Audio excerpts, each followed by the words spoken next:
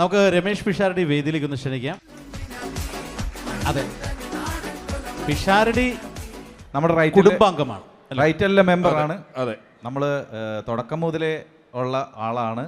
പിന്നെ എല്ലാ പരിപാടികൾക്കും പിഷാരടി ഉണ്ട്, സജീവമാണ്. അപ്പോൾ പിഷാരടി, റൈറ്റൽ എന്ന് പറയുന്നൊരു സംഘടന ഒരു പിന്നണി പ്രവർത്തകരുടെ സംഘടനയാണ്. പലപ്പോഴും ഒരു മുന്നണിയിൽ ഓൺ സ്ക്രീൻ വരുന്നവർക്ക് അതിൻ്റെ ഒരു പ്രിവിലേജുകൾ എല്ലാ സ്ഥലങ്ങളിലും കിട്ടും, പരിഗണനകൾ ലഭിക്കും, അവരുടെ പ്രതിഫലം കൂടുതലാണ്. പക്ഷേ ഇവർക്കെല്ലാം വേണ്ടി, ഞാൻ ഉൾപ്പെടുന്ന മുൻനിരയിൽ നിൽക്കുന്ന അല്ലെങ്കിൽ മുന്നിൽ നിൽക്കുന്ന ആളുകൾക്ക് വേണ്ടി പിന്നണിയിൽ പ്രവർത്തിക്കുന്ന ഒരു വലിയ വിഭാഗം എഴുത്തുകാരുണ്ട്. കോവിഡിന് മുമ്പും അല്ലാതെയും ഒക്കെ പലപ്പോഴും പരിപാടികളുടെ ക്ഷാമം അല്ലെങ്കിൽ ഇത് ഉപജീവനമാക്കി ഇതുകൊണ്ട് കുടുംബം കഴിയുന്ന ആളുകൾക്ക് പ്രശ്നങ്ങൾ ഉണ്ടാകുമ്പോൾ വലിയൊരു എണ്ണത്തിലുള്ള ആളുകളുള്ള സംഘടനയോ അല്ലെങ്കിൽ തെരുവിലിറങ്ങിയ ഒരു സമരം ചെയ്യാൻ കെൽപ്പുള്ള സംഘടനയോ ഒന്നും അല്ല എന്നുള്ള സ്ഥിതിക്ക് പരസ്പരം സഹായിക്കുക എന്നുള്ളത് മാത്രമായിരുന്നു ഉപാധി. അങ്ങനെ രൂപം കൊണ്ടൊരു സംഘടനയാണ് റൈറ്റൽ എന്ന് പറയുന്നത്. തുടക്കകാലത്ത് മിമിക്രി ഏറ്റവും ജനകീയമായിട്ട് വലിയ പ്രതിഭകൾ മുന്നിൽ നിൽക്കുന്ന സമയത്ത് നമുക്ക് മുന്നിൽ വരാൻ സ്കോപ്പില്ലാതെ ഞാനൊക്കെ ഏറ്റവും കൂടുതൽ നിന്നിട്ടുള്ള എഴുത്ത് മേഖലയിലാണ്. എഴുത്തിൽ നിന്ന് മുന്നിലോട്ട് വന്നിട്ടുള്ളതാണ് ഞാനൊക്കെ. അപ്പോൾ സംഘടനയിൽ തുടക്കം തൊട്ടേ ഉണ്ട്. അപ്പോൾ ഒരു വലിയ വിഭാഗം ആളുകൾ ഇപ്പോഴും ഇതെല്ലാം ഇങ്ങനെ സംഘടിപ്പിക്കുന്നതിന് പിന്നിൽ ഞങ്ങൾക്കിങ്ങനെ വരുന്നു പോകുന്നു എന്നുള്ളതിനൊക്കെ അപ്പുറം ഇതിൻ്റെ ഒരു ഏകോപനം എന്ന് പറയുന്നത് വലിയ മാനുഷിക അധ്വാനം ആവശ്യമുള്ളൊരു കാര്യമാണ്. ഇതിൻ്റെ ഇത്ര സ്പോൺസർമാരുണ്ട്, ഈ മാള് സഹകരിക്കുന്നുണ്ട്, അലി നമ്മളോടൊപ്പം സഹകരിക്കുന്നു, അലിയാണ് ഇതിൻ്റെ ഡിജിറ്റൽ പാർട്ണർ. ഇവരിൽ നിന്നെല്ലാം സമാഹരിച്ചും സമ്പാദിച്ചും സമയം കളഞ്ഞുമാണ് ഈ വേദിക്ക് പിന്നിലും വശങ്ങളിലുമായി നിൽക്കുന്ന ഒരു പറ്റം കലാകാരന്മാർ ഇന്നത്തെ ഈ പരിപാടിക്ക് വേണ്ടി നിലനിൽക്കുന്നത്. അവരുടെ ആ വലിയ അധ്വാനത്തെ ഹൃദയപൂർവ്വം നമിക്കുന്നു, അവർക്ക് നന്മകൾ നേരുന്നു. ഇതെല്ലാം നമ്മളെ പരസ്പരമുള്ള ആവശ്യങ്ങൾക്ക് വേണ്ടി ഉപയോഗിക്കുന്നതാണ്. നിങ്ങളും നൽകുന്ന ഈ സഹകരണം ഇവിടെ നിന്ന് കാണുകയും ഈ കലാകാരന്മാരെ പ്രോത്സാഹിപ്പിക്കുകയും ഒക്കെ ചെയ്യുന്നത് വലിയ സന്തോഷം തരുന്ന ഒരു കാര്യമാണ്. മുന്നിൽ നിൽക്കുന്ന ആളുകളുടെ സംഘടന പോലെ തന്നെ ഒരു പിന്നണി പ്രവർത്തകരുടെ, എഴുത്തുകാരുടെ, ടെലിവിഷനിലും അല്ലാതെയും കോമഡി എഴുതുന്ന ആളുകളുടെ സംഘടനയുടെ ഈ സംഘടന ഞാൻ ആ സംഘടനയിലെ അംഗമാണ്. ഞാനും കൂടുതൽ ഈ സംഘടനയുടെ ഈ പരിപാടി വിജയമാക്കുന്ന എല്ലാവരോടും എൻ്റെ വ്യക്തിപരമായ പേരിലും ഈ സംഘടനയുടെ പേരിലുള്ള നന്ദി പറയുവാൻ ഞാൻ എനിക്ക് മൈക്ക് കിട്ടിയ അവസരം ഉപയോഗിക്കുന്നു. ഹൃദയപൂർവ്വം ഏവർക്കും നന്ദി.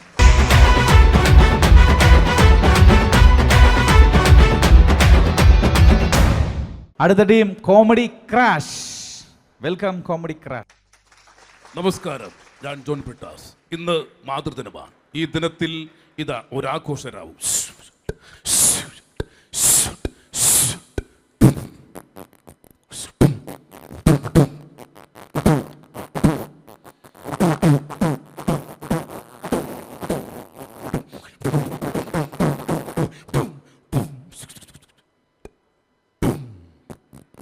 നമ്മൾ എന്ത് ചോദിച്ചാലും പാട്ടുകൊണ്ട് മാത്രം മറുപടി പറയുന്ന ഒരു സുഹൃത്ത് എന്നോടൊപ്പമുണ്ട്.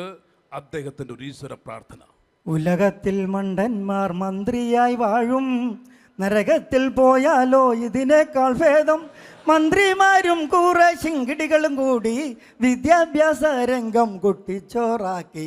വിദ്യാഭ്യാസ മന്ത്രി അഭ്യാസം കാട്ടിയപ്പോൾ അഭ്യസ്ത വിദ്യർക്കോ തൊഴിലില്ലാണ്ടായി.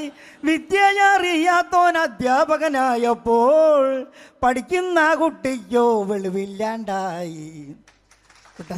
ചോദിക്കട്ടെ, ഈ മാതൃദിനത്തിൽ ബ്രിട്ടാസ് എന്താണ് വെറൈറ്റി ആയിട്ട് ചെയ്യുന്നത്? എനിക്ക് ഏറ്റവും കൂടുതൽ ഇഷ്ടപ്പെട്ട ഒരു വ്യക്തിയാണ് പിണറായി വിജയൻ സാർ. അദ്ദേഹം നിയമസഭയിൽ പറഞ്ഞിട്ടുള്ള ഒരു പ്രസംഗം, അത് ഈ പ്രസംഗമാണ്. കുറേ കാലം നിങ്ങൾ എല്ലാവരും കൂടി പ്രതിയാക്കാൻ വേണ്ടി നടന്നുണ്ട്. ആ പ്രതിയല്ല എന്ന് പറഞ്ഞതാര ഈ പ്രസംഗം മൺമറഞ്ഞു പോയ താരങ്ങളുടെ ശബ്ദത്തിലേക്ക് ഞാൻ കൺവേർട്ട് ചെയ്യുക. അതുകൊള്ളാം. കുറേ കാലം നിങ്ങളെല്ലാവരും കൂടി ആ പ്രതിയാക്കാൻ പറഞ്ഞ് നടന്നില്ലേ?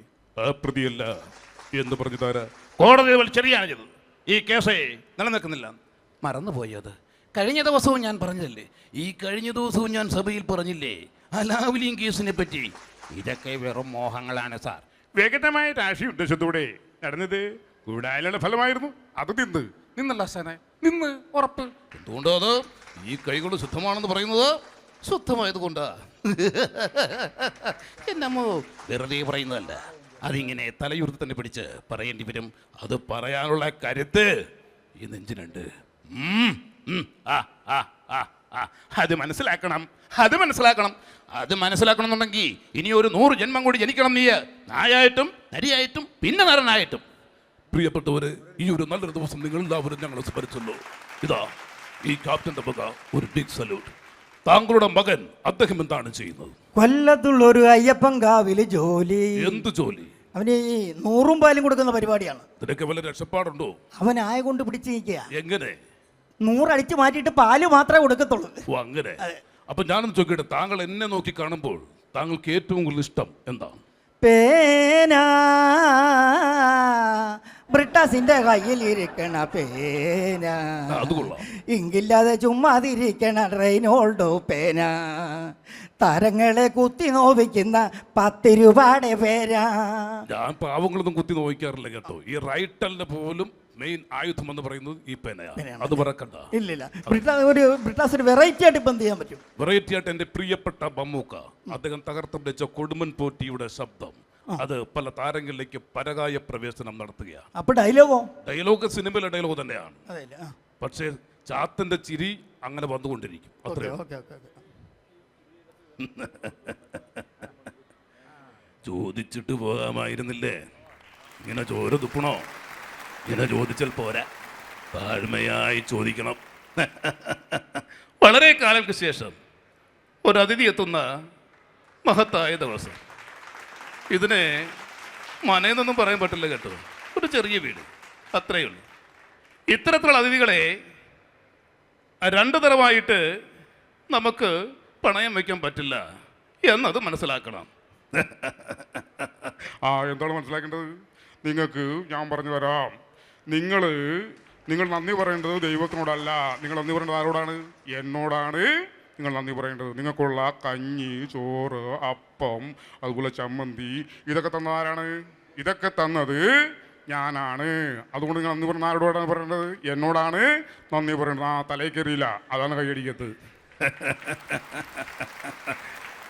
ഞാനിവിടെ വന്നിരിക്കുന്നത് താന്ത്രികനായിട്ടല്ല, ഞാൻ നിസ്സഹായനായ ഒരച്ഛനായിട്ടാണ് വന്നിരിക്കുന്നത്. നീങ്ങ് വന്നേ, നിന്നെ ഞാനൊന്ന് കെട്ടിപ്പിടിച്ച് ഒരു ചക്കര ഉമ്മ തരട്ടെ. നീങ്ങ് വന്നേ. അത് ശരി, ഡിങ്കോവി അല്ലേ? പിന്നോട്ടില്ല, ഇനി സമയം മാത്രമേ പണയം വയ്ക്കാറുള്ളൂ. സമയം. പക്ഷെ സമയം ഇവിടെ വെച്ചാൽ നീ ജയിച്ചോണ്ടില്ല. പിന്നെ നോക്കണ്ട, പിന്നെ നീ ഇവിടുന്ന് പോയച്ചാൽ മതി. പക്ഷെ ഞാൻ ജയിച്ചോണ്ടില്ല. നീ ഇവിടെ തന്നെ മുഴുവൻ സമയം എൻ്റെ ഒപ്പം തന്നെ നിൽക്കേണ്ടി വരും, ജീവിതകാലം മുഴുവൻ പാണനായിട്ട്. സമ്മതിച്ചാ? അപ്പോ വിരസതയുടെ പ്രളയത്തിൽപ്പെട്ട് മുങ്ങിത്താഴുമ്പോൾ ഈ കാലം നമുക്ക് പകടകളി തന്നെയാണ് നല്ലത് കേട്ടാ. പകട 12 12 8 30 കണക്ക് തെറ്റിപ്പോയല്ല. അങ്ങനെ പോകാൻ അനുവാദം ഇല്ല. അത് ഈ മാതൃദിനത്തിൽ ഒന്നും ഇങ്ങോട്ട് പറയണ്ട, പറയുന്നത് അങ്ങോട്ട് ചെയ്താൽ മതി. ഈ മാതൃദിനത്തിൽ താങ്കൾ ഈ മാതാപിതാക്കളേക്ക് ഇപ്പോൾ വൃദ്ധസം തള്ളുന്ന ഈ സമയത്ത് എന്താണ് നൂഞ്ച് റഷൂഡ് താങ്കൾക്ക് പറയാറുള്ളത്? വയസ്സെന്ന കാലം വരുമെന്ന ചിന്ത മനസ്സകം വേണം, വെടിഞ്ഞോ അഹന്ത. വയസ്സായ മാതാ പിതാക്കളെ നോക്കാൻ മടിക്കുന്ന നിന്നിൽ വരുമൊരു കാലം. ഇത്രയധികം മാതാവിനെ സ്നേഹിക്കുന്ന ഒരാളെ കിട്ടുക എന്ന് പറഞ്ഞ് വല്ല ഭാഗ്യമാണത്, പുണ്യമാണ്. അപ്പൊ താങ്കളുടെ അമ്മയോടെ? അമ്മ വീട്ടിൽ ഒറ്റയ്ക്ക് നിൽക്കാൻ പേടിയാന്ന് പറഞ്ഞോണ്ടേ ഒരു വട്ടം അമ്മമാരുടെ കൂടെ കൊണ്ട് നിർത്തിയിരിക്കും. കുടുംബശ്രീയിലാണോ? അല്ലല്ല, വൃദ്ധസ്ഥാനത്തിലാണ്. അപ്പൊ അച്ഛനോ? അച്ഛനെ 6 മാസം മുമ്പ് ഞാൻ തലക്കടിച്ച് കൊന്നിട്ട് ഞാനിപ്പോ ജയിലിൽ നിന്നല്ല വരുന്നത്. താൻ അങ്ങനെ ഇവിടെ വന്നു? അതിനല്ലേ പരോൾ.